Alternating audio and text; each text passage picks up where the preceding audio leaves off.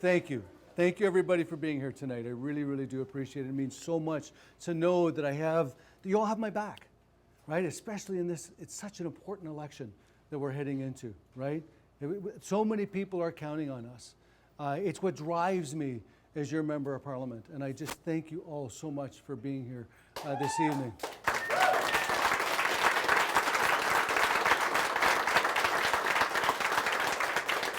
And somebody that I don't thank nearly enough or often enough, and I've been very negligent in the past, of course, is my wonderful, beautiful wife, Irene.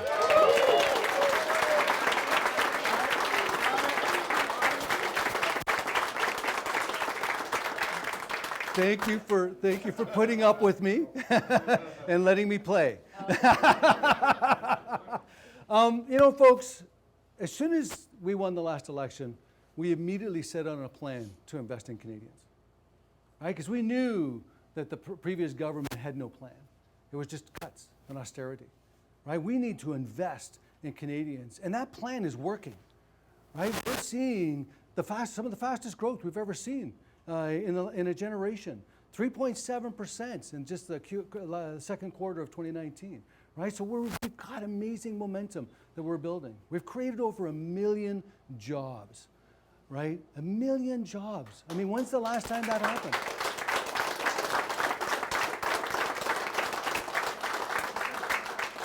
We have the lowest unemployment rate on record in over 40 years, the lowest unemployment rate. We've lifted 825,000 people out of poverty.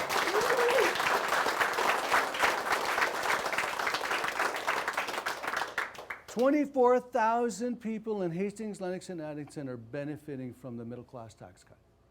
Over 16,000 children are benefiting from the Canada Child Benefit. And over 2,500 low-income seniors are benefiting from the increase to the Guaranteed Income Supplement.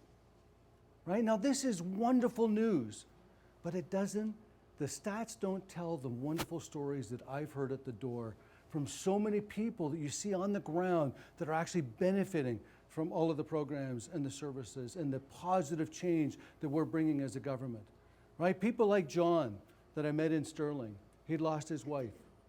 He had 5 young kids and they were living in a tiny apartment and sharing beds and all the rest of it. And I came up to his door and he didn't know who I was. And as soon as he knew who I was, he reached out and he hugged me. Right? And everyone knows I'm the hugger, right? Right? Usually it's me reaching out and doing the hugging, right? And he said, you have made such a difference in our lives. He said, look at this house that we're living in now. He said, every one of my kids now has a bed, right? Their own bed to sleep in. And that may not seem like a lot to most of us, that we just take that for granted, that we have not only our own bed, but our own bedrooms, right? But for this family, it made an incredible difference in their lives. Right? Or Krista Lee that I met, a number of years ago, who escaped an abusive relationship. She couldn't get away from this relationship previously because she didn't have the financial security to do so. Right? But with the Canada Child Benefit, she was a single mom and she was just terrified of leaving, the abusive relationship for her child's sake. But this gave her the confidence to do that, and she left. And now she started her own business. Right, successfully. She's now in a wonderful, loving relationship with a new partner, and it's totally transformed her life. Right? Then you look at the incredible investments that we're making into vital infrastructure in our communities. Right, roads and bridges, clean water, affordable housing, broadband internet, and cell phone coverage. Right? These are game changers in our rural communities because, for example, in Napanee, $14 million investment into the water pollution control plant, right? They're at capacity. They can't grow. Right? So how do we build sustainable rural communities if you can't grow? Right? Their effluent was going right through the plant and into the river when they had rain events, right?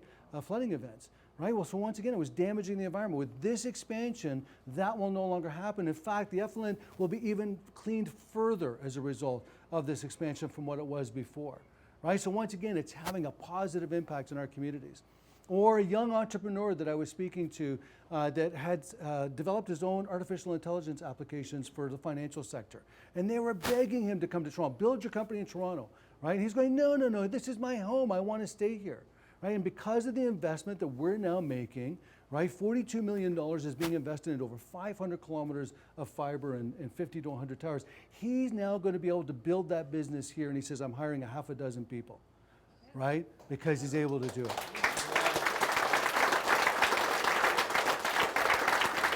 You know, these are the differences that we're making in people's lives in our rural communities, right? The investments that we're making.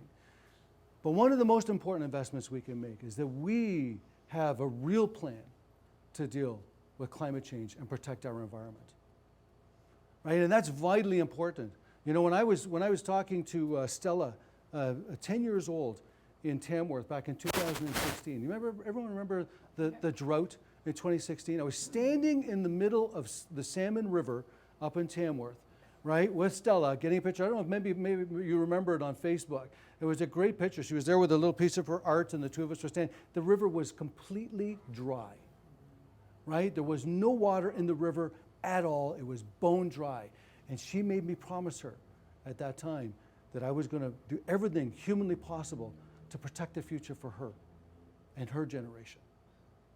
Right? And that's why our government is investing $70 billion in over 50 measures, right, to deal with climate change, to fight climate change. And the most important measure is putting a price on pollution and rebating it back to those in advance.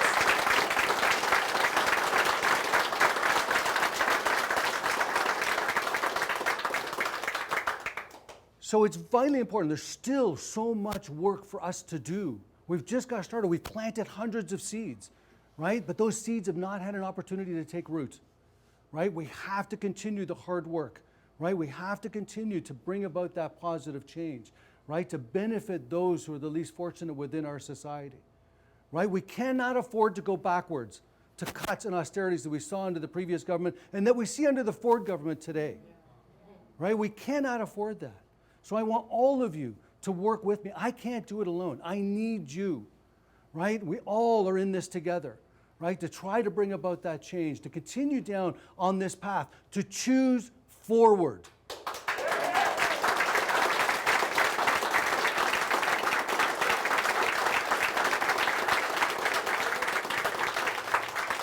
So let's get out and knock on doors. Let's make phone calls. Let's put up those signs. Let's reach out to Canadians, and let's win this election for all Canadians, rural Canadians, and our neighbors, our friends, and our families to protect the future generations that we all know are so important. Thank you all so much.